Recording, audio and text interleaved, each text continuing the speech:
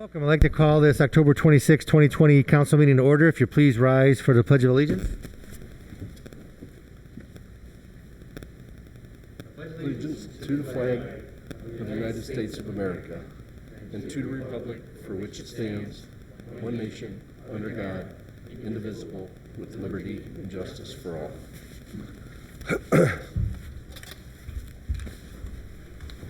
Will the clerk please call the roll? Here. Here. Here. Simpson. Here. Coyne. Here. Hazeltine. Present. Reading of the minutes. Mr. Shields. I move that the minutes from the regular meeting of October 13, 2020 is prepared and submitted by the clerk be approved. Second. Discussion on the approval of the minutes. Will the clerk please?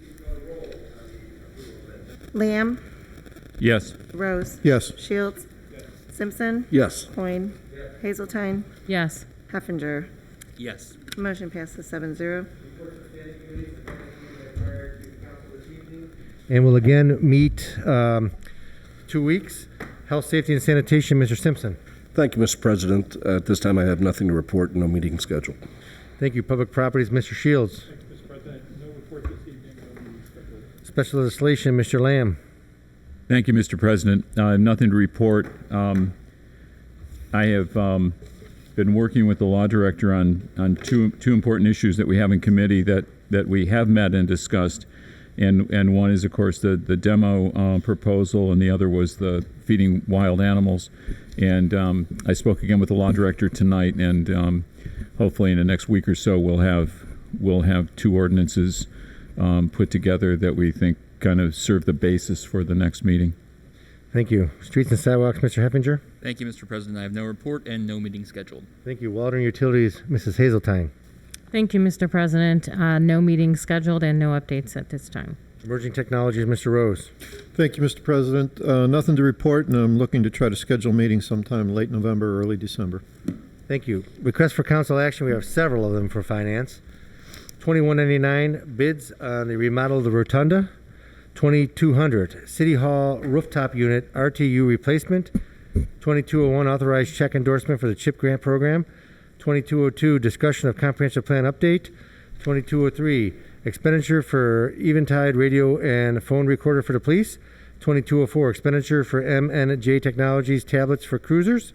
2205 expenditure for Stryker medical purchase of AEDs. 2206 expenditure for Dynamerica Parks and restroom renovations. 2207 expenditure for Rad Constructions Parks rebuild Santa House. 2208 amend ordinance 5720 Lindenwood Lake Dam improvements. 2209 job creation grant agreement for Do It Best Corp. 2210 budget amendments. 2211 purchase of a 2020 NewTek TriCaster cable TV. 2212 expenditure for Dynamerica Service Department City Hall restrooms. 2213 expenditure for Mason Custom Builders City building restrooms. 2212 expenditure for Litchfield Heating Public Buildings City Hall HVAC replacement. 2215 expenditure for Litchfield Heating Public Buildings City Hall PD boiler. 2216 cooperative purchase audio video equipment for a rotunda remodel. 2217 amend code 13301 association memberships for the police. And 2218 expenditure for Tolbert's Law Department furniture. Reports of municipal officers. Mayor Hanwell. Thank you, Mr. President. An update on the COVID-19. Medina County was moved to the level orange, and if the numbers keep increasing, it's predicted we will be back in red, just at the rate we're increasing currently. Simply asking the public to remain vigilant with avoiding large gatherings, wearing masks in public, washing hands frequently, and social distancing. Updated information on business openings, safety protocols are on the city website and the Medina County Health Department website, and asking the public to continue to support our local businesses. The original Medina Square Farmers Market that was up on our square concluded this past Saturday. I'd like to thank all those who attended and supported the vendors, as well as our local businesses. Over this past weekend, Porter Shoe Repair signed a lease for a space at 799 Highland Drive, Unit 26B, as in boy. We wanted the public to be aware of that, and Dan Gladish was very instrumental in working with the porters to measure their machines and make sure the space was suitable for them. And they're excited about the new space and eager to get the equipment moved up there, with which the city will assist with. Before that happens, I've requested, and Councilman Bill Lamb has agreed to do a documentary on the existing Porter's building to highlight the history of the shoe shop that was started by Herb Porter's father and continued until today, and will then continue up at the Highland Drive location. So we will get that done with the help of Medina TV. There's a press conference that was held on October 9th with Medina County Commissioner Bill Hudson and I on the combined courthouse project, and links for that are on the city website, which is www.medinaoh.org. We had 5 ribbon cuttings this past Friday, October 23rd, and I just wanted to share with all of the council that at each of the 5, the city services, responsiveness, and customer service model were praised. And I'd also like to thank council members Paul Rose, Jess Hazeltine, and Denny Simpson for attending each of those 5. Halloween this year is Trick or Treat will be held on October 31st from 6 to 8, not only in the city of Medina, but the surrounding townships. We're hosting the Trick or Treat, but still encouraging masks, social distancing, and other precautions for the COVID issues, and also asking trick-or-treaters to respect the house with lights off, as some of the residents may be elderly, immune compromised, or both. Fiber to the home, asking residents to please take the survey at this link, www.medina.litcommunities.net. And what this will permit is, as the fiber projects are moving from Lodi, Westfield Center, Seville, through Guilford Township into Montville, they'll continue coming north, and by using the fiber to the home, it will offer the countywide fiber other vendors to get on there and create some competition in Medina that we don't currently have today. And last but not least, for the public's benefit, this past Friday, I received a letter of resignation from Medina Community Rec Center Director Mike Wright.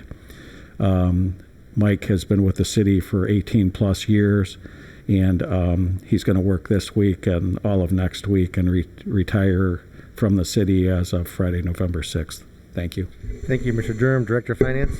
Thank you, Mr. President. We have a few items on the agenda that originated with Finance. Obviously, with the COVID CARES money, we were working through with department heads on getting the purchase orders met out within the federal guidelines. We have to have those monies encumbered by November 20th and spent by December 28th. So that's a lot, and that's a lot faster than we normally are used to spending money.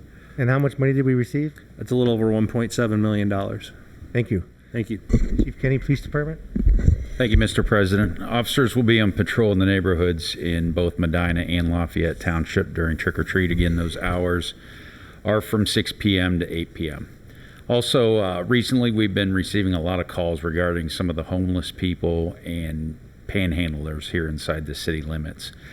Over the past several weeks, we've had the officers go out and make contact with each one of those individuals that we could identify and offer assistance or rides to shelters in the neighboring communities.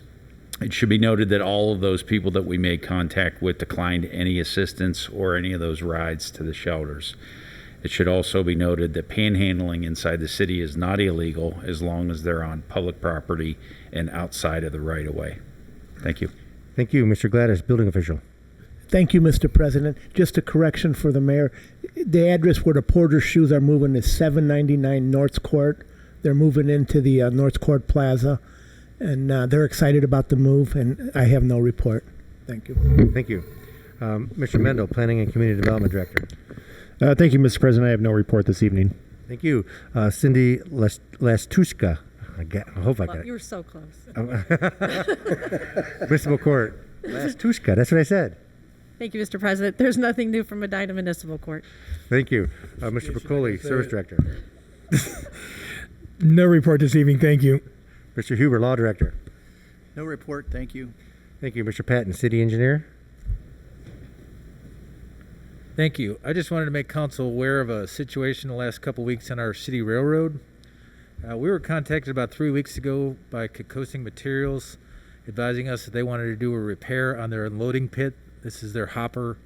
It sits directly beneath our rail, where they drop stone in to get unloaded. We met on site with Kokosing, their contractor, and Wheeling Lake Erie, and upon inspection, the steel was so corroded that it was decided that it was unsafe to have any trains cross there until it was repaired. So we did close the railway. This had a very big impact on Osborne. Osborne is our busiest customer.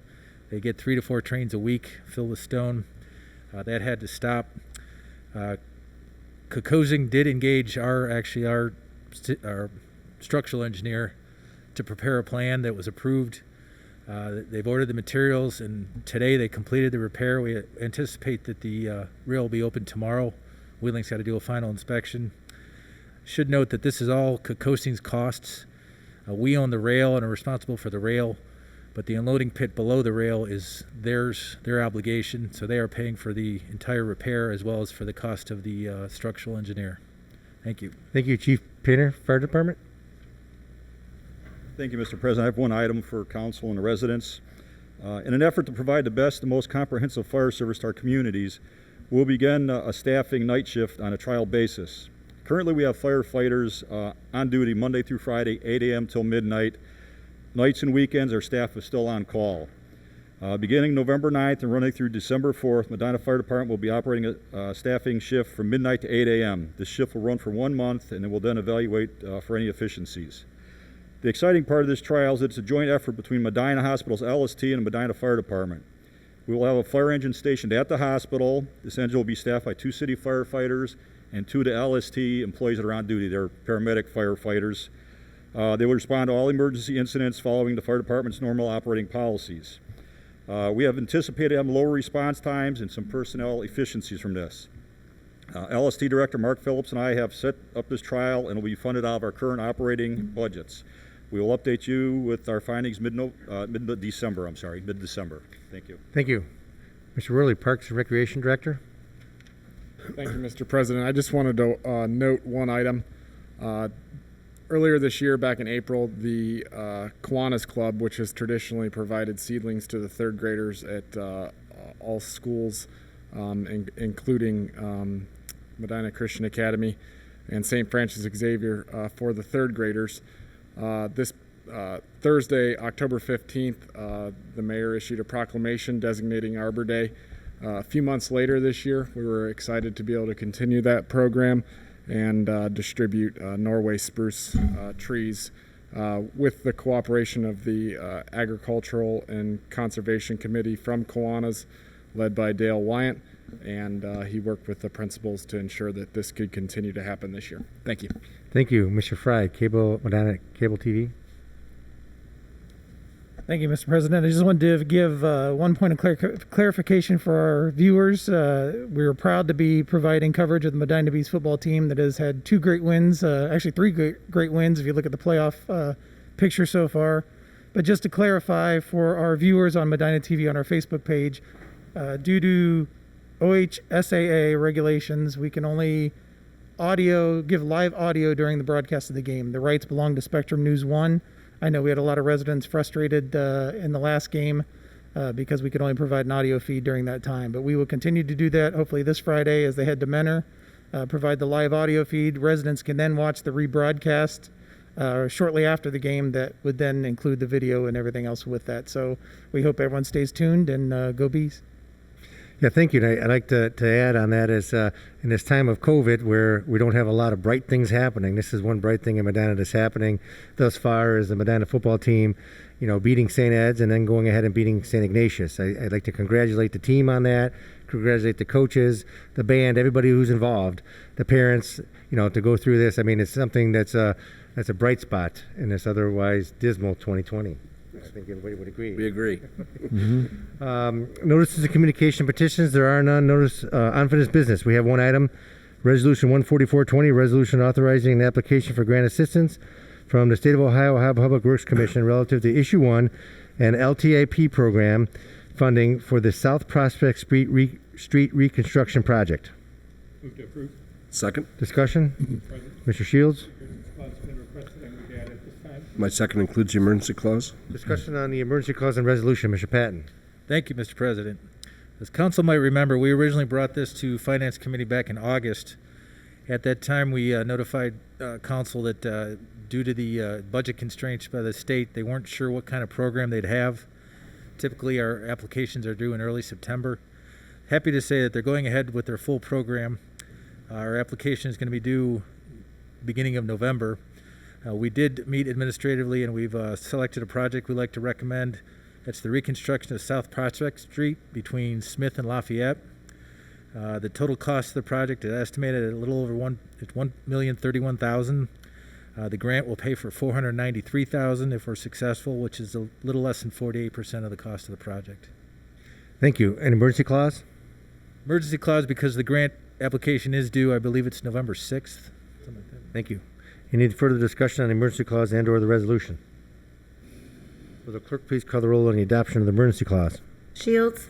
Yes. Simpson. Yes. Coin. Yes. Hazeltine. Yes. Heffinger. Yes. Lamb. Yes. Rose. Yes. Motion passes 7-0. Will the clerk please call the roll on the adoption of the resolution? Rose. Yes. Shields. Yes. Simpson. Yes. Coin. Yes. Hazeltine. Yes. Heffinger. Yes. Lamb. Yes. Resolution 144-20 passes 7-0. Introduction of visitors. Members of the public will be permitted the opportunity to speak on any issue or concern which pertains to the city during the portion of the council agenda devoted to introduction of visitors. All comments shall be directed to the chair, and a reasonable time limit, approximately 5 minutes, will be imposed. If there is a group, please appoint a spokesperson. Speakers should approach the rear right microphone and state their name and address so it can be entered in the minutes. Members of the public will be afforded the opportunity to comment on other portions of the meeting as determined by the chair or by a vote of the majority of council members present. Is there anybody that wishes to address council at this time? Nathan? Yes. Nathan's going great. No, you're fine.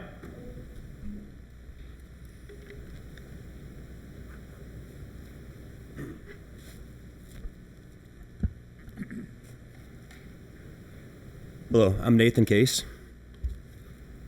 This is an interesting local election coming up. From what I found, it's different than any other election in the past. It seems as though the political soapbox has moved. In any past election, one could check the candidates by reading the local newspaper. In certified print, you could find out the history and values of each candidate. Each candidate would also do somewhat of a town hall meeting for questions and answers. Today, candidates can personally tell you whatever they want on social media. What they tell you does not have to be the fact, the truth, or even an actual statement. From what I see, candidates are posting information that is out of date and since updated, blatant lies, and worst of all, questions that have incriminating undertones with no response from the accused. The tone of our local politics is a blatant embarrassment of the political structure our founders established. I'm not saying social media is bad. I'm just saying that politicians can say whatever they want and erase the factual comments written about them within seconds. When you read a politician's comments or questions, you see that it has 17 comments and you scroll down and there's only 9 visible. You know they're hiding the truth. They're hiding their own true bad press. In the not-so-distant past, people used to read newspapers and journalists would question something that sounded too good to be true. Today, too few people read the newspapers, and too few newspapers care about local politics. With that being stated, let me give you some examples of what I've experienced. For the sake of my point, I'm not going to name each participant that acted in a tacky manner. What I am going to do is call out the blatant lies and misconceptions. I noticed one county candidate post old plans about the courthouse project from early this spring. He stated, "They're tearing down the 1969 courthouse, and the only way to prevent it is by electing him." I was ready to give him the benefit of the doubt and assume he hasn't updated his site recently, but the fact of the matter is it was posted last week. To that end, he also stated the public had no input on the project. But that is a blatant lie as well, because the public's input is the reason why the county reconsidered demolishing any building. Another comment that was read by someone running for office was that the only way to stop the county courthouse project was by electing him. I found this entertaining because the seat in which he was running for does not have the bounds in which to do so. I will attribute this statement to his lack of experience. Whomever wins this seat will not independently have this power. With the aforementioned misinformation fresh in my mind, I had an interesting Saturday afternoon this past weekend. I went up to the Board of Elections and saw 5 protesters carrying signs stating, "Save the courthouse." For a second, I thought, what an influential idea. Then I thought, what voter could be so ignorant as to vote based on signs carried by any individual? At that moment, I had an idea. I decided to be proactive. I went home and I printed out 100 flyers. The flyers were the Medina City release about Issue 7. I thought it would be an educational experience, so I brought my 13-year-old daughter with me and went up to the square. After a couple minutes, we were talking to local residents about Issue 7. The general consensus amongst our residents was misguided propaganda. Half the people I spoke to thought that if they voted yes, it would keep the courthouses from being demolished. About 20% of them thought that they could stop the county from building a courthouse. There was only a small percentage that actually knew the pertinent details about Issue 7. To make a long story short, the general public that I spoke with does not have the proper information to make an educated vote. How could this local issue be clouded with such misinformation? Here's the information you need to know. A local vote means the city will work with the county together and build a courthouse behind the current historic courthouses. A yes vote means the city will not participate and the county will still build a new courthouse. The new courthouse that the county will build will be 4 stories instead of 5. The city will then need to build a new municipal courthouse to meet safety and Ohio Supreme Court standards. No matter how you vote, no courthouse buildings will be demolished. This is a new building, not a replacement. And the total estimated cost of the combined project is $38 million. The county's share is $30 million, and the city's share is $8 million. The joint effort will allow the city and the county to share the cost of security personnel, utilities, elevators, restrooms, waiting areas, and other common areas. For the city to build its own courthouse, the cost was $9.3 million in 2016. By collaborating with the county, the cost is only $8 million. By now, I'm assuming the savings could be over $2 million with a collaborative effort. The city has spent over $200,000 in design and other preparatory costs. All of this will be lost if the city does not participate with this project. The municipal court has saved $4.3 million over the past 20 years. This money can only be used for courthouse or court expenditures, and the capital projects fund will be used for $1.8 million. The remainder will be raised by court special projects. With that being stated, a no vote on Issue 7 is the fiscally responsible decision. Thank you. Thank you. Is there anybody else that wishes to address council at this time? Mr. Jock?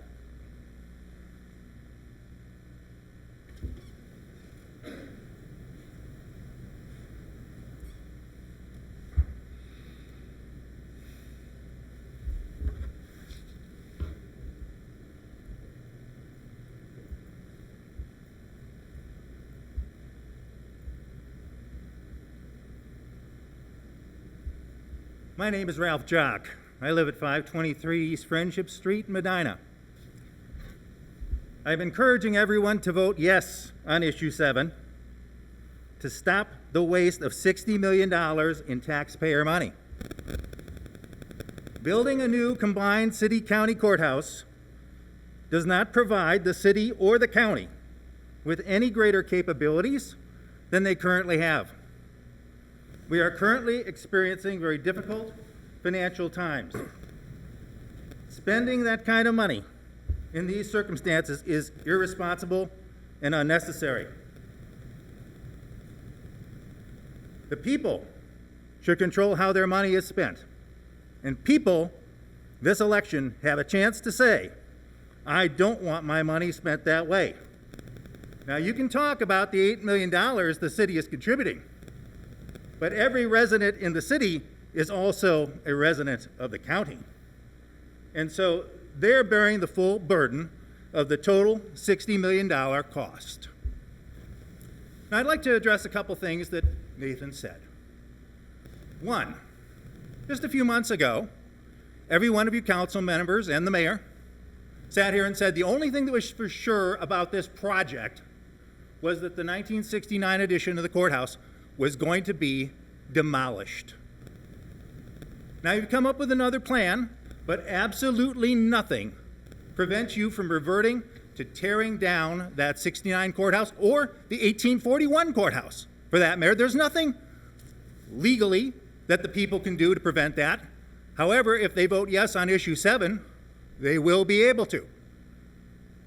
In addition, the $8 million that the city wants to contribute is far more than the cost that might be necessary if you decided to expand the current municipal court.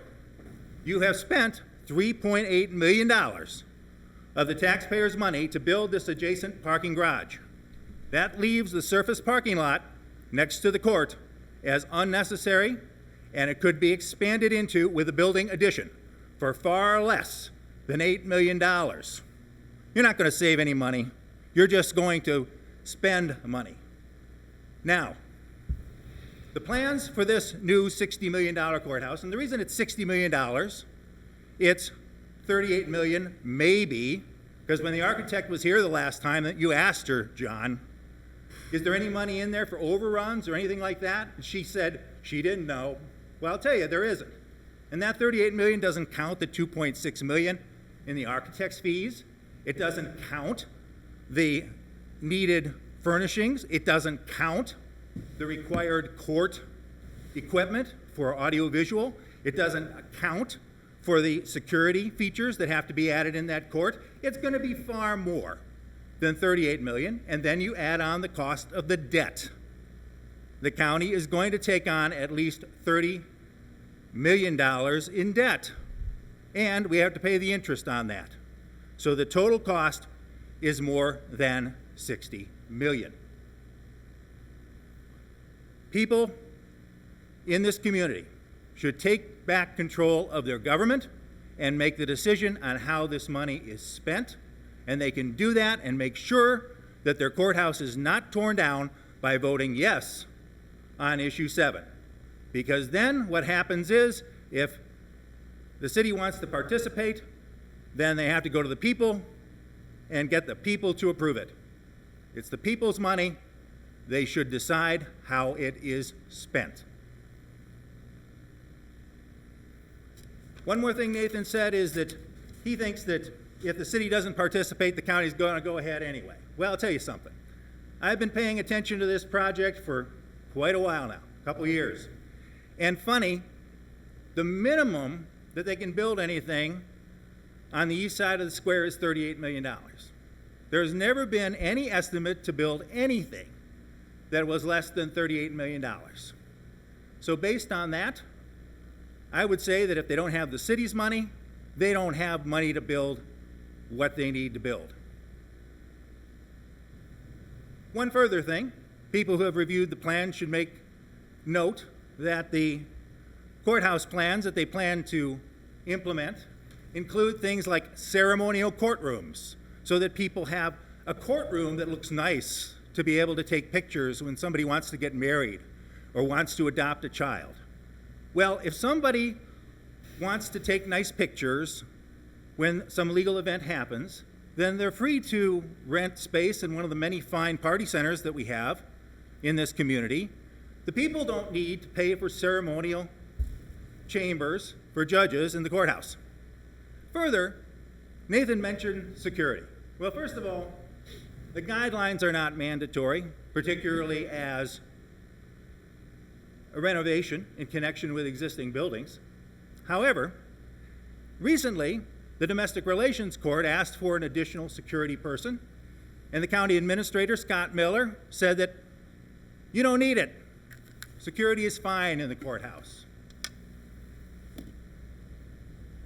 And you know, $60 million, if you think about it, you could hire 12 additional deputies full-time to provide security in the courthouse for 100 years.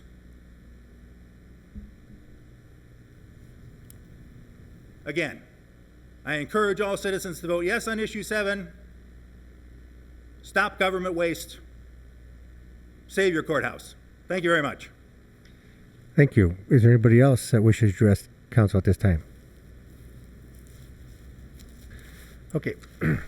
Introduction and considerations of ordinances and resolutions. I will now entertain a motion to suspend the rules requiring 3 readings on the following ordinances and resolutions. Resolution 14420, Resolution 17920, Resolution 18020, Ordinance 18120, Ordinance 18220, Ordinance 18320, Ordinance 18420, Ordinance 18520, and Ordinance 18620. I will make a motion to suspend the rule requiring 3 readings for tonight's ordinances and resolutions. Second? Any discussion on adding the motion to suspend the rules?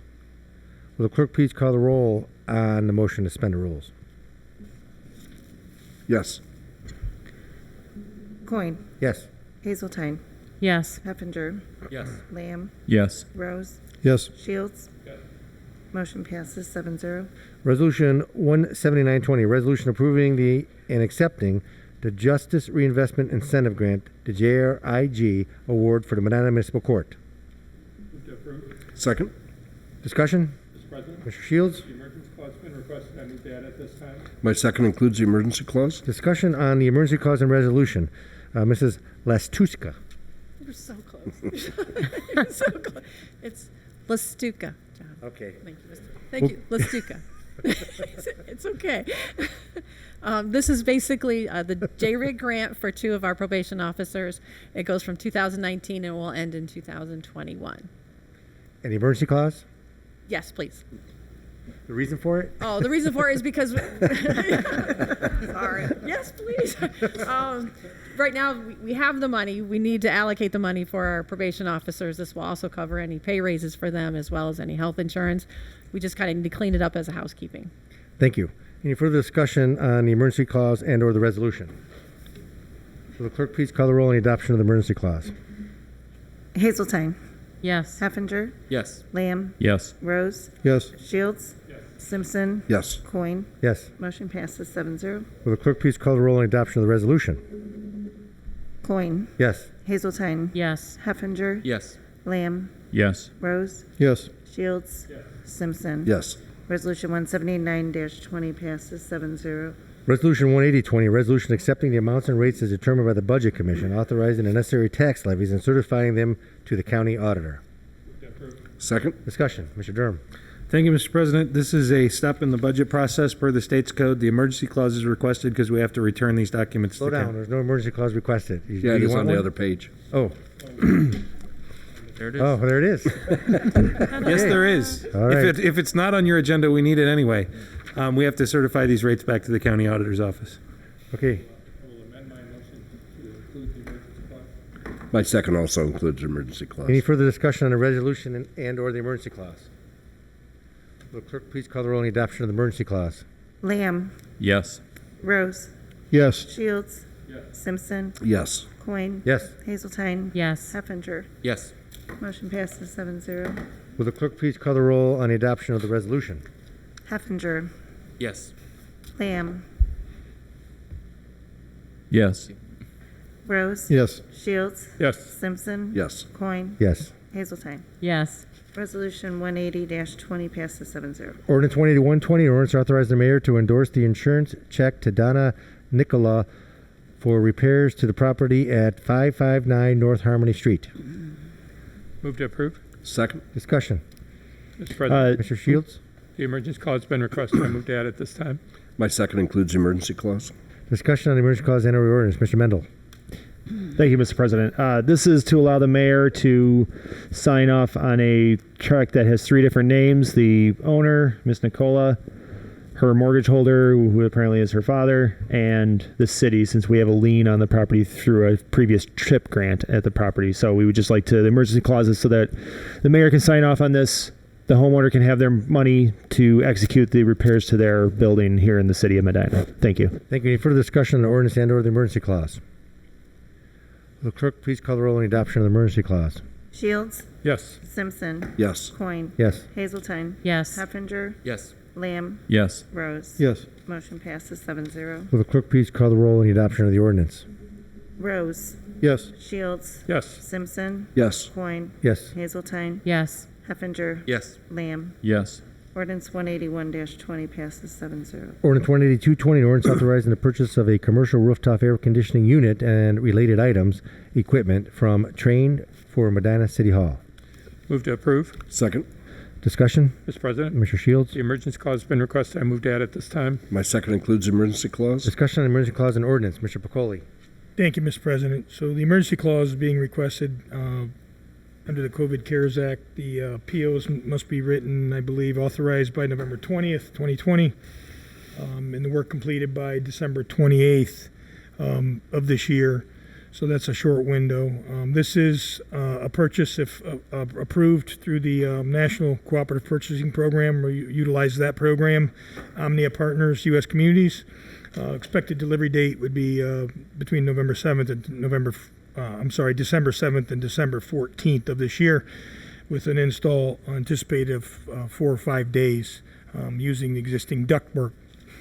A few challenges that the current unit has, as we spoke about in the Finance Committee meeting, is the capability and capacity. Doesn't have the capacity and the volume to introduce fresh air and ventilation to this occupied space.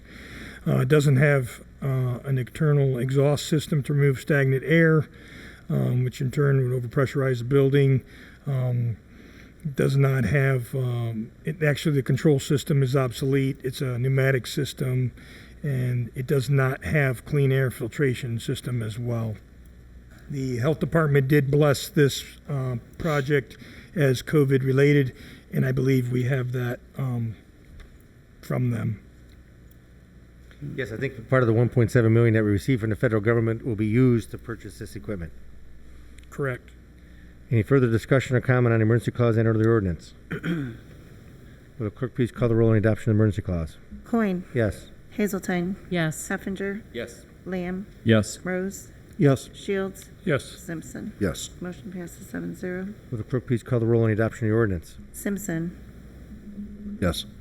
Coin. Yes. Hazeltine. Yes. Heffinger. Yes. Lamb. Yes. Rose. Yes. Shields. Yes. Ordinance 182-20 passes 7-0. Ordinance 183-20, an ordinance amending ordinance number 187-19, passed November 25th, 2019, amendments to the 2020 budget. Move to approve. Second. Discussion, Mr. Durham. Thank you, Mr. President. These are amendments to the budget as noted. The first one is fire. That's a movement of within the funds, within the fire fund, and then we have a more legal expenses than we had anticipated. All of the rest of these pages of adjustments are for the CARES Act. And I just want to point out, in case Councilman Wetzel is watching at home, this is not request the emergency clause. It's the only item on tonight's agenda that doesn't, but there's no emergency clause on this one. But we are receiving money he's from the watching. federal government, which I don't think he's happy about. No, he's not. Any further discussion? Will the clerk please call the roll on the adoption of the ordinance?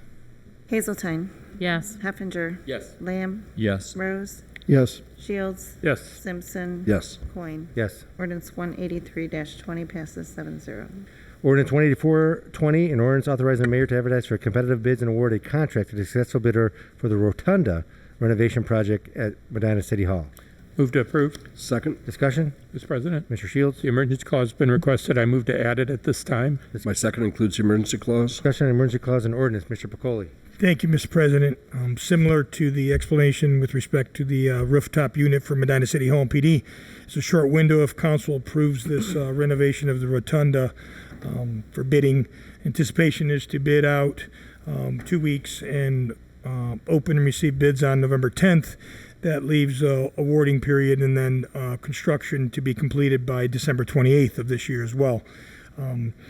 This again is being requested along with the COVID CARES Fund. The current rotunda is not equipped for the to meet the demands.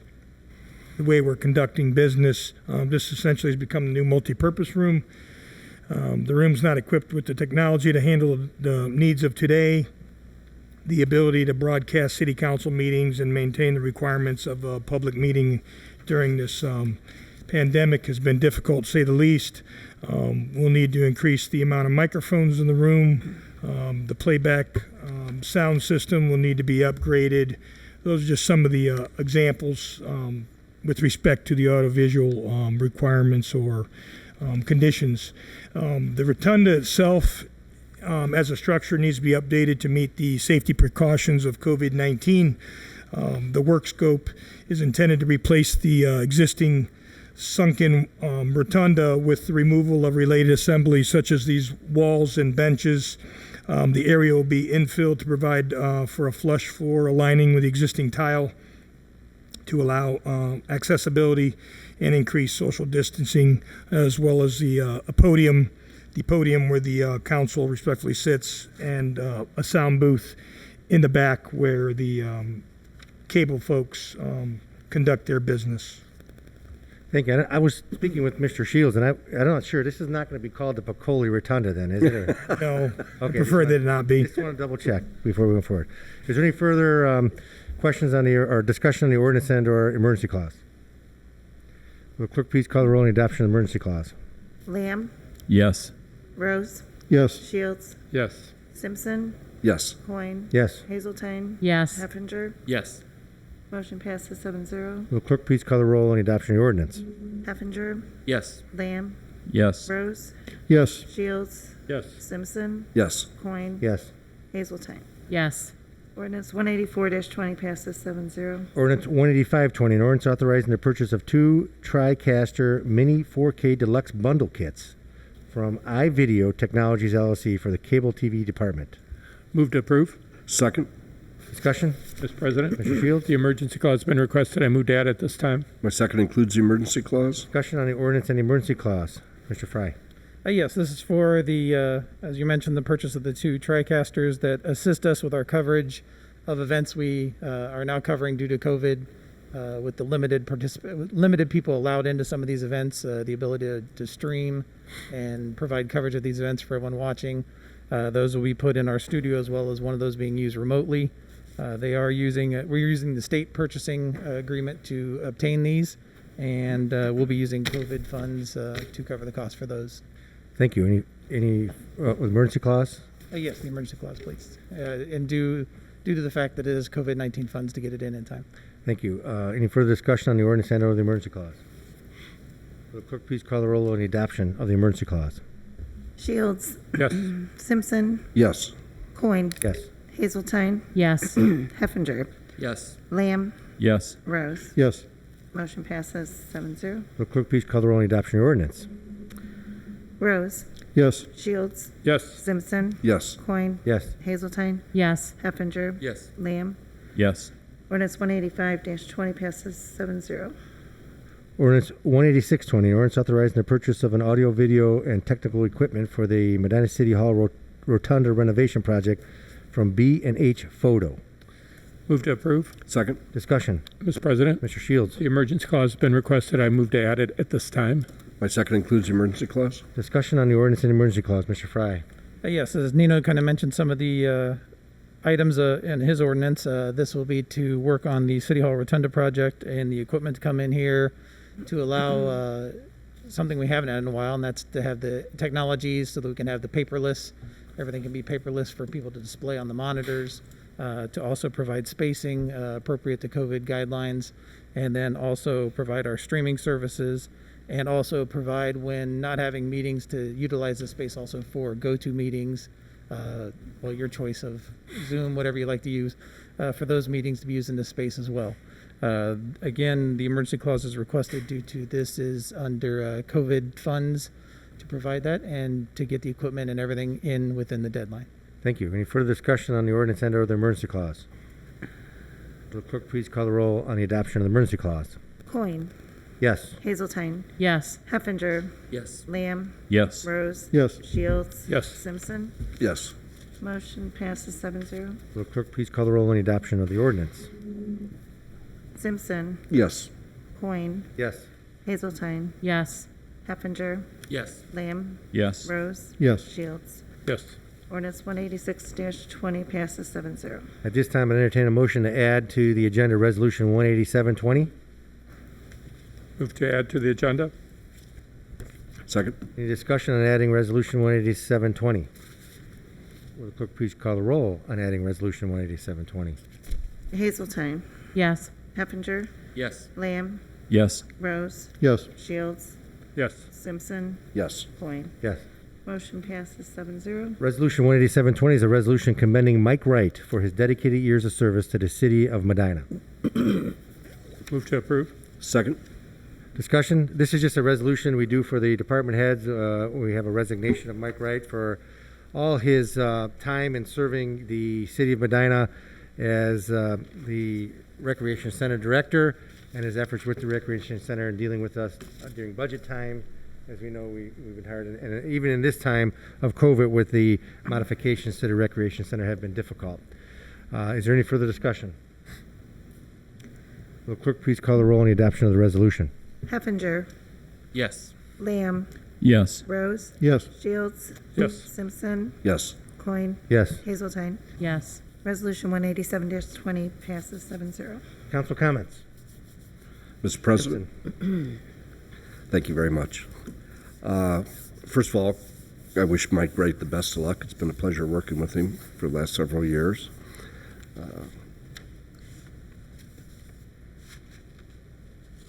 The only thing I'm going to say about the political atmosphere that's going on right now, locally, statewide, and nationally, is be educated about your votes.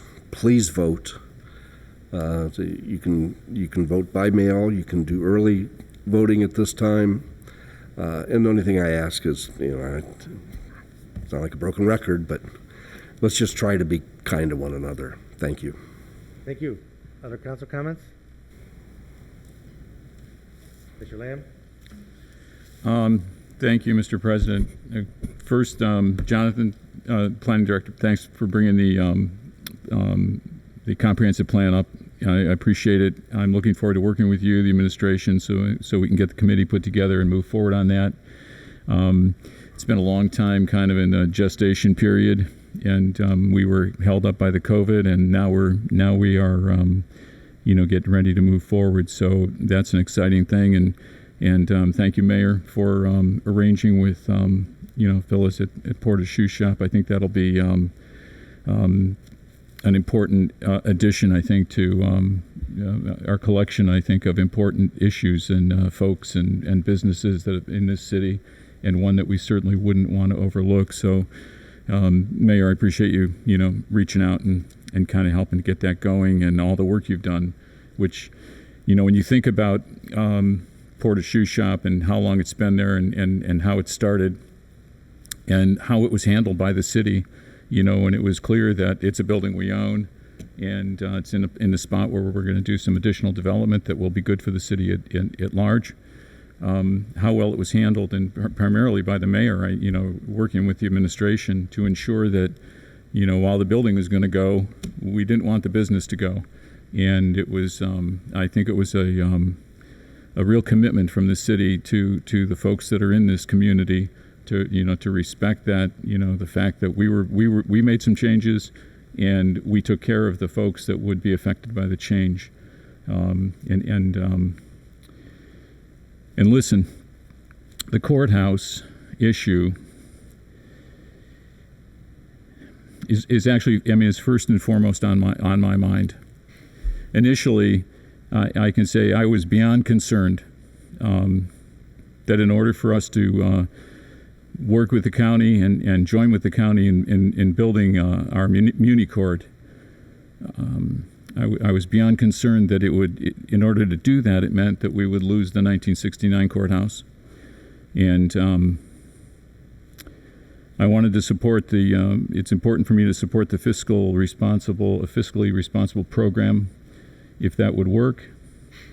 But at that cost, which initially was the 1969 courthouse would be torn down, all the historic additions that were put on to the 1840s courthouse would be torn down, and at some point, the building that was the prosecutor's office would be torn down.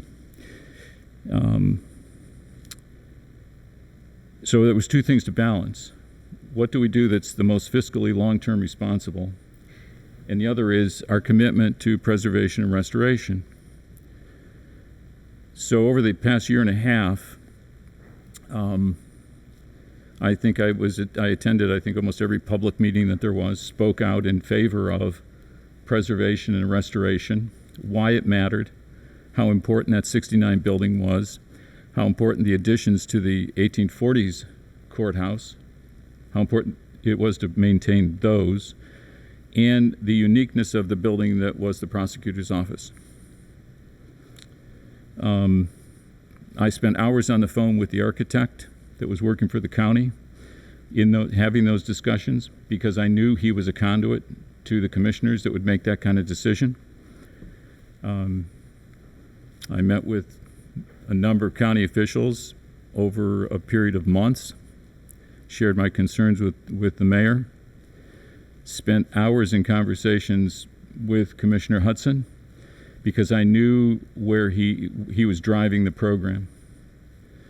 And as we have talked about as a council, we felt that this was a once-in-a-lifetime opportunity to do something that would save us money initially and would save money for the city long-term. And then, after all those discussions and conversations and meetings, the county that had initially said to me, absolutely the 69 courthouse would be torn down, said that they would not tear it down, and began to redraw the plans. That the additions that exist on the back of the 1840s courthouse would not be torn down, but they would be preserved and used as well, and that the building that was the prosecutor's office would not be put on the block to be torn down. So the two goals, the two things I had a hard time balancing, which was fiscal responsibility to this community about the money we would spend in order to improve our Muni Court, and secondly, what for me has been literally, I guess, my entire adult life, working for restoration and preservation in this community, saving those buildings. And we were able to do both. So I look at the project now, as I have said before, as we met our goals. We have a great plan, and it's important to me that we move forward with what we have proposed. The courthouses have been saved. I have no doubt in my mind that after the conversations that I've had and the meetings I've had, there is no way that anything would happen other than the fact that they will be saved. The additions to the 1840, the 1969, and the prosecutor's office, that those buildings will be saved. As I said in an interview that we did on Medina TV when the mayor and I were talking about our program, it's interesting to me because you never know what's going to happen, but in late 1960s, it was my wife who organized to save the old courthouse when the commissioners were going to tear that one down. And then when I was mayor, our courthouse burned down, and I had a chance to build the Muni Court that we have now.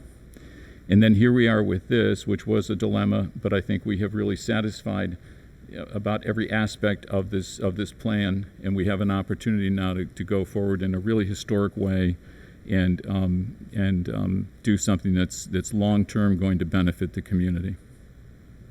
Thank you. Thank you. Just to follow up on some of your comments, I guess as the longest-serving council member, been on for 22 years. When I first started on council back in 1998, that's a long time ago, we were talking about the Muni Court with Judge Chase, and I think we've been through probably 4 to 5 different courthouse projects. since that time. We had one, as Jim Shields can attest, because he's been on just about as long as I've been on. We've had a discussion of possibly doing one on Reagan Parkway in the park. That didn't go over too well. We talked about doing a courthouse where Castle Noel was, and maybe converting the Castle Noel building that it currently exists into a court, because there was parking next door. That came out to be about $10.3 million, so that didn't go out very well. We talked about doing a courthouse next to the parking deck as it was designed differently. That came in at $9.3 million, so that didn't go very well. It was about 29,000 square feet also, and the current configuration of our municipal court at the combined facility is about 27,300 or 400 square feet as currently designed. We looked at expanding the courthouse across the street, as Mr. Colzar was on council at that time. He was a big advocate of that. We went through some drawings. We went through some iterations of how much that would cost. That was around $7 million. However, the cost to relocate the court to do it, put it over $8 million. So that didn't make a good idea, so we didn't do that. And then we came back around after 2008. I think we talked to the county about possibly doing a joint facility. They didn't want to do it at that time, so that didn't work out. And so now in 2018 and 19, the joint facility came back up again. And, we had an idea as a city what we wanted to spend. We really wanted to spend a lot less, but we were realistic in the fact that over 20 years of talking about courts, it's going to be about $8 million of construction cost. And of course, there's going to be architectural fees on top of that, but the construction costs are going to be about $8 million. And lo and behold, we have a plan that our construction costs, as currently projected as of last year, were $8 million. But talking to the architect and talking to Gil Bain, who is the construction manager of the project, the construction costs for large projects are coming in about 10% less. So we were very excited, of course, because that says to us, well, geez, if the construction cost were going to be $8 million back then, we're looking at about $7.2 million in construction costs if it happens next year. That's very exciting. And that's the estimates that were coming from the architect and Gil Bain, the construction manager of the project. So with all that said, we were looking pretty good. We were looking almost good, where if the construction costs come in like they say they're going to come in, our entire cost out of pocket may be less than $8 million. It gets very complicated when you start talking about all these different numbers, but when you listen to the architects and listen to the construction manager of the project, and they're telling you this is kind of exciting times. And we never had this before. And, when we talk about what the project is going to look like, there's pictures in front of us here of what the architect designed it as, which is striking to me is that everything stays, as you mentioned, Mr. Lamb. They're not tearing anything down. My only concern is if the city's not involved in the project, we were told on numerous occasions by the county, they're going to continue to do it. All they're going to do is take off the one floor, and they're moving full bore with the project, and we're out.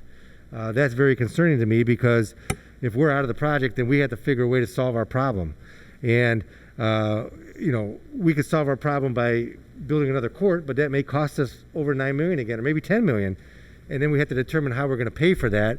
And we don't know how we're going to do that. Because, as a council, we've been pretty fiscally conservative over the years. And I think it can be a test to all of us that we don't really like to spend money. But we do, because we understand we have to service the public. But I think that you're correct. This has been an ongoing process.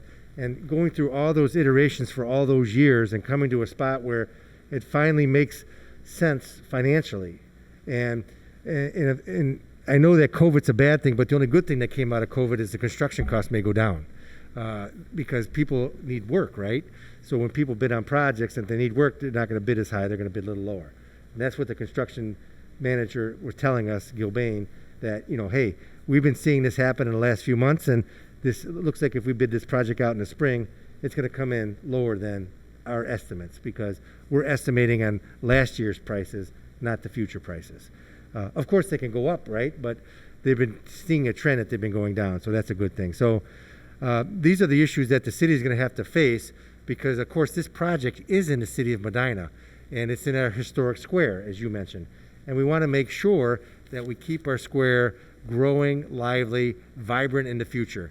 One of the big benefits that weren't mentioned of why the combined courthouse may be a good idea is that as a lawyer, I'd rather go to one courthouse than try to figure out which one to go to, the Muni Court or the Common Pleas Court or the county courts.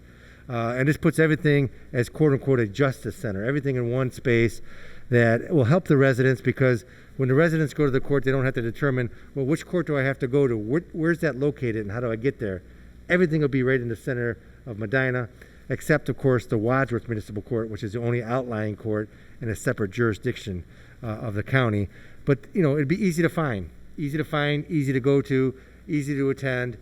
These are things that are just realities of a project when you combine and can do a collaborative effort, that it makes things easier for the public. And part of our goal as elected officials is to save money for the people and spend the money wisely and make it convenient for the public to use. And I think that we accomplished this in this particular joint venture, let's call it, or collaborative effort with the county. So I want to thank everybody's effort in that.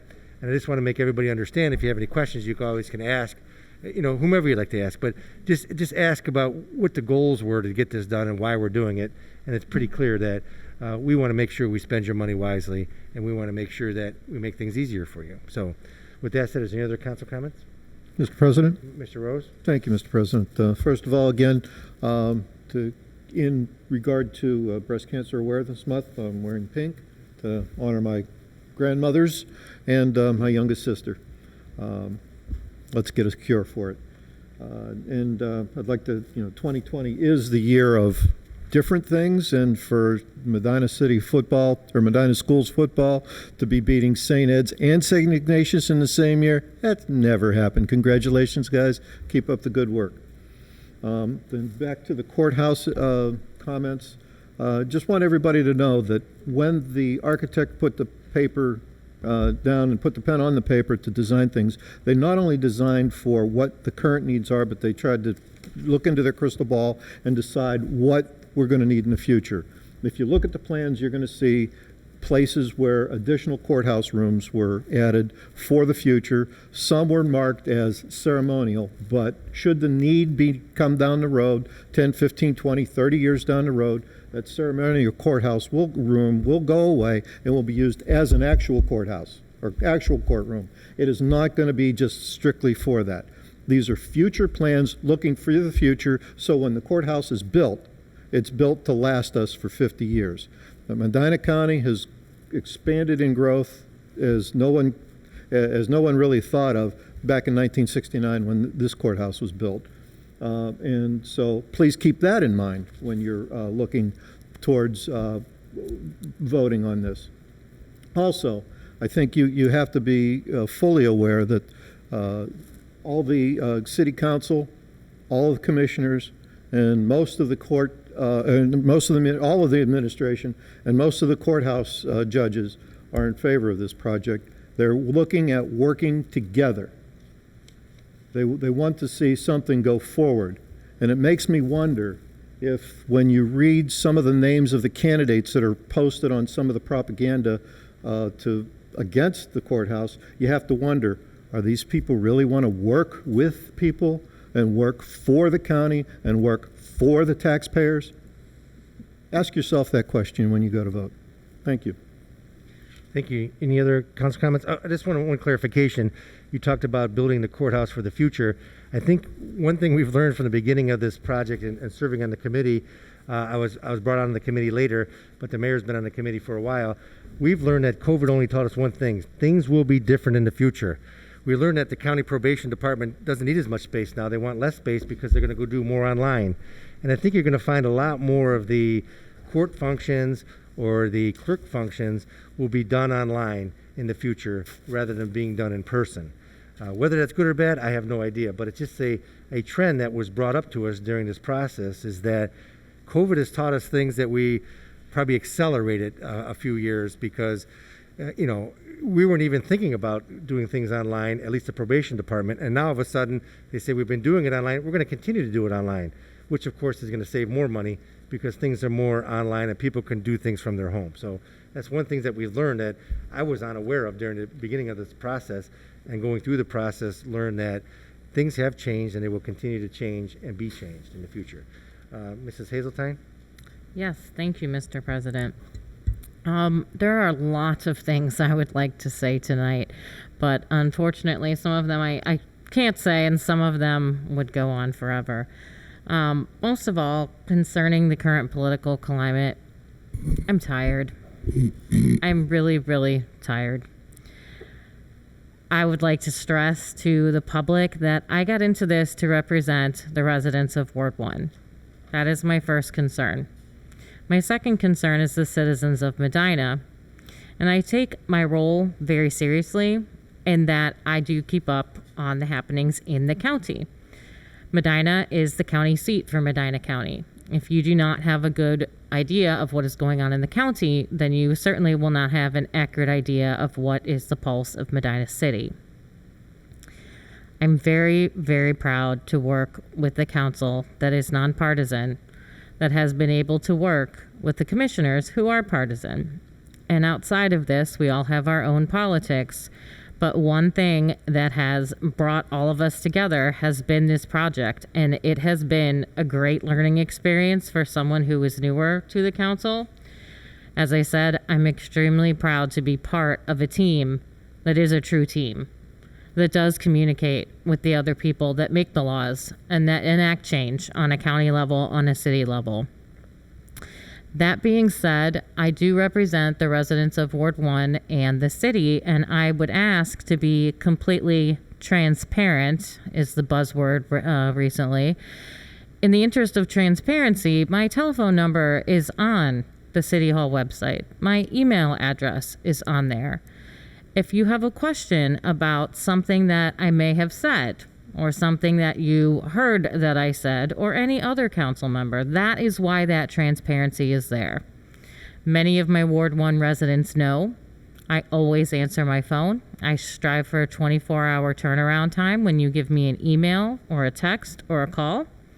So the fact that there are accusations going around against council members is very disappointing to me, when you can have direct contact with the click of a button, with the sending of an email. So that is very disappointing to me. As we have mentioned on this council before, it's very easy to get behind that keyboard and throw people's names around without ever contacting them directly. So in the interest of transparency, I would ask my residents and anyone who has any questions from me or anyone on council to please contact us directly. That is the best way to get accurate information. There are, again, like I said, a lot of things that I'd like to say. I respect Mr. Jock's opinion, but I appreciate Mr. Case's presentation of the facts. Another thing I'd like to add in conclusion is a happy note. Thank you to Mr. Piccoli and your team for getting this rotunda project done so quickly and off the ground, because that has been just, I'm amazed how quickly it came from an idea into, okay, we're going forward with this. So thank you very much, and make sure that you vote. Are you pushing for Piccoli's rotunda? I know, right? I like his I rotunda. didn't know. I mean, you're giving him accolades. I just want to make sure. I like understand. Nino. He does. He's good at what he does. All right, just check. I'd like to ask Nino if the heat's on. It is a little cold up Did we here. disconnect that boiler already? We're working on that as well. Okay. Any other My council- fingers aren't working. Any other council comments? Hearing none, the meeting is adjourned. Man, my hands.